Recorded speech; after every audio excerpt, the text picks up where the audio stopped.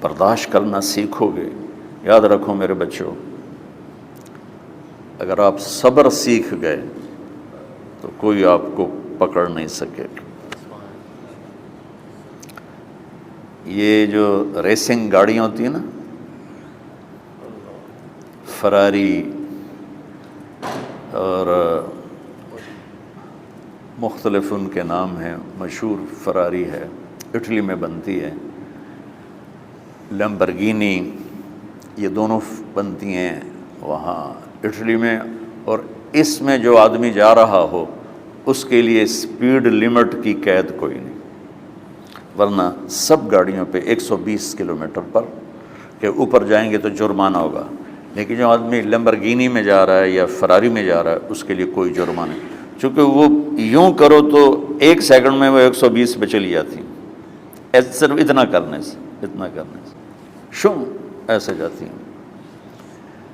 تو میں آپ کو ایک لیمبرگینی دینا چاہتا ہوں، فراری 8 کروڑ کی ہے، فراری 8 کروڑ کی گاڑی ہے فراری۔ کئی دفعہ وہاں جب جاتا ہوں تو کوئی نہ کوئی بٹھا دیتا ہے، یہ آپ کو ذرا سیر کرائیں، وہ ہمارے کو تو شوق کی کوئی چیز ہے نہیں، وہ نوجوانوں کے شوق کی چیز ہے۔ تو 8 کروڑ کی گاڑی ہے، میں مفت آپ کو دے رہا ہوں، وہ ہے صبر۔ آخرت کے سفر میں اگر تیز چلنا چاہتے اور سب سے آگے نکلنا چاہتے ہو تو صبر کی فراری پہ سوار ہو جاؤ، تمہیں کوئی پکڑ نہیں سکے گا، تمہارے کوئی قریب بھی نہیں آ سکے گا، کہ دنیا میں صبر کرنے والوں کا قحط آ گیا ہے۔ بڑے بڑے علماء ہیں اخلاق سے خالی، بڑے بڑے علماء ہیں صبر جانتے ہی نہیں، اور پورا معاشرہ سر علماء، تم کل کے علماء ہو اس لیے علماء کی بات کر رہا ہوں، ورنہ پورا معاشرہ میرے بچوں صبر سے خالی ہے۔ تم سیکھو۔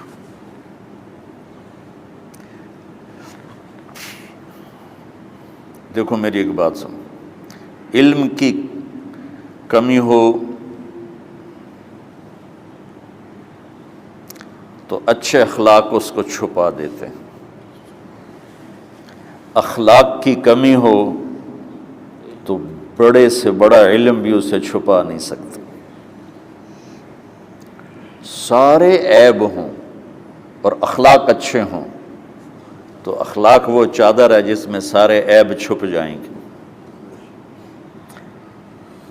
بس ساری صفتیں ہوں اور بد اخلاق ہو تو ہر صفت کو بد اخلاقی چھپا دے گی۔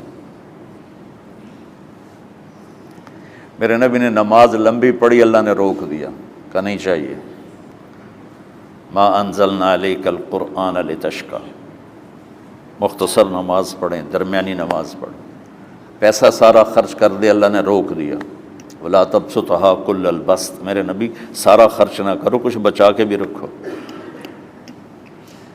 تبلیغ میں اپنی جان کھپائی، اللہ نے اس سے بھی روک دیا، فلا تذهب نفسک علیہم حسرات، تبلیغ کرو خود نہ مر جاؤ۔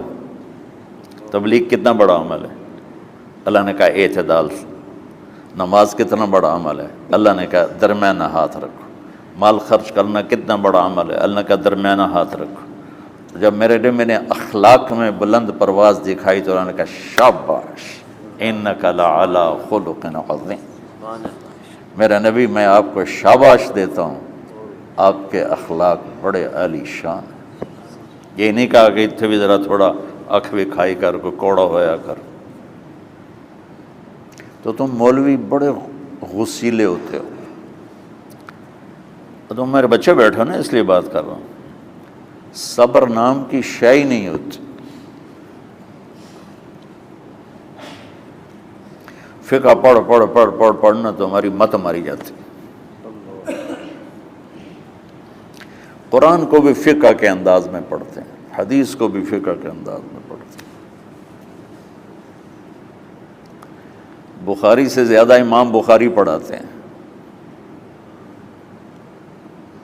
ترجمۃ الباب پہ اتنا وقت لگا دیتے ہیں کہ حدیث جو اصل چیز ہے اس کی طرف توجہ نہیں جاتی۔ امام بخاری کی کتاب کا مقدمہ کوئی نہیں، تو اس پر جب بخاری شروع ہوتی ہے تو ہفتہ ہفتہ اس پہ سبق چلتا ہے کہ امام بخاری نے مقدمہ کیوں نہیں لکھا، جی میں سارے مل کے یعنی امام صاحب نے تو گلاں کی جان۔ میں اس کا اتنا آسان 1 منٹ میں اس سارے سبق کو ختم کر دیتا ہوں بخاری شریف کے، کہ دیکھو بھائی امام صاحب کا دل نہیں کیا مقدمہ لکھنے کو، اس لیے انہوں نے نہیں لکھا۔ گلموں ایک حدیث کے عنوان اور حدیث میں جوڑ نہیں تھا، تو شیخ رمزی بہت بڑے فاضل آدمی ہمارے فیصل آباد، میں نے کہا شیخ یہ جوڑ کوئی نہیں، کہا شیخ ھذا من اصعب ابواب البخاری، یہ بخاری شریف کے مشکل ترین ابواب میں سے۔ میں نے کہا تو بڑا آسان کام ہے، امام بخاری بھول گئے، ترجمہ کوئی اور تھا، حدیث کوئی اور لکھ دی، بھول گئے، بشر ہی تو ہیں، کیوں بچوں نے مصیبت پان دیا۔ تو بچوں شوق سے جاؤ، بہانے نہ کرو، ہماری ذرا تھوک ڈال کے پیٹوں میں درد، وہ شامہ پہ جان گیا پھر توڑیاں، ٹھیک ہے نا۔ میں زیادہ بول نہیں سکتا ہوں، ضروری سمجھ کے آیا تھا کہ تم خوشی سے جاؤ۔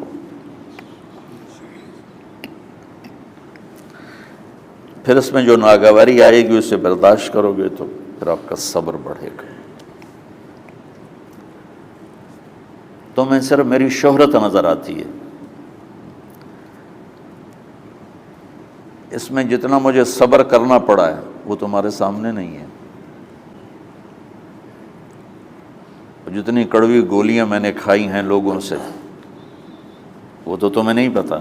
اب تمہیں اتنا نظر آتا ہے کہ واہ واہ ہو رہی ہے آگے پیچھے لوگ، میرے اللہ کا کرم ہے، میری کیا اوقات، آج ہوں کل مر جاؤں گا، اولاد کو بھی یاد نہیں رہے گا کہ طارق جمیل کون تھا۔ جو ہے اس میرے رب کا کرم ہے، مجھے اپنی شہرت سے کبھی دھوکہ نہیں لگا۔ تو میرے بچوں اس لیے بتا رہا ہوں، کوئی فخر نہیں، کہ مجھے اپنی شہرت سے کوئی دھوکہ نہیں، ایک لمحے کے لیے بھی مجھے دھوکہ نہیں۔ میرے دل کی گہرائیوں یہ بات اتری کہ سب میرے اللہ کا فضل ہے، اور برائی کرنے والا اور اچھائی کرنے والا میری نظر میں برابر ہو گیا ہے۔ برابر ہونے کا مطلب پہلے سمجھو، تو مجھے گالی دو گے مجھے تکلیف ہوگی، تو میری تعریف کرو گے مجھے خوشی ہوگی، اس کو برابری نہیں کہتے، وہ تو ایک طبعی چیز ہے۔ یہ میں نے ہاتھ پہ اپنا ہی ہاتھ مارا تو اس کو درد ہو رہا۔ تو اگر میں مولوی شوکت صاحب سے بدتمیزی سے بات کروں گا تو ان کو تکلیف ہوگی، اور میں ان کی قربانیاں بیان کروں گا۔ یہ ذرا کھڑے ہونا، ادھر ہاتھ دو، یہ اس سارے نقشے کے بانی ہیں، یہ پہلی اینٹ ہے۔ یہ 3000 روپے اس وقت لے رہے تھے 1985 میں 86 میں کراچی،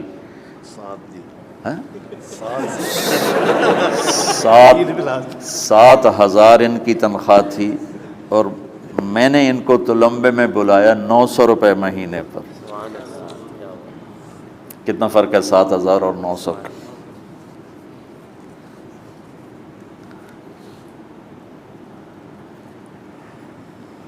لوگ میری تعریف کرتے ہیں، میں اللہ کا شکر ادا کرتا ہوں، اور اس پہ میں تکبر میں نہیں آتا۔ یہ ہے مدح اور ذم برابر ہو جائے، یعنی تعریف کرنا اور برائی کرنا برابر ہو جانے کا مطلب یہ نہیں ہے کہ برائی سن کے اثر نہیں ہوتا اور تعریف سن کے اثر نہیں ہوتا، نہیں، برابر ہونے کا مطلب بتا رہا ہوں، اس کی توفیق تائید رحمت اپنی اولاد کو بتا رہا ہوں۔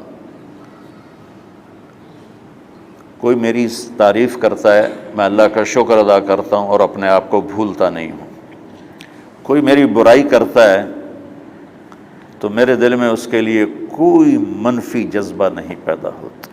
یہ ہے اچھائی برائی کو برابر کر دینا۔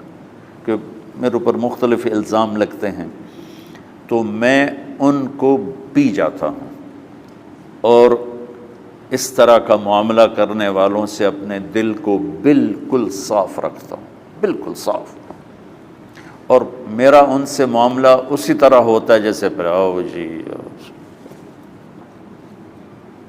اپنی وجہ سے کبھی کسی سے قطع تعلق نہیں کرتا۔ تو بچوں، صبر بہت بڑی دولت، یہ تمہاری تبلیغی زندگی میں بھی کام آئے گی، علمی زندگی میں بھی کام آئے گا، جب تم گھر والے بنو گے، شادیاں ہوں گی، اس وقت یہ کام آئے گا۔ ٹھیک ہے؟ اب بہانہ تو نہیں کرو گے نا؟ خوشی سے جاؤ گے نا؟ چلو، السلام علیکم۔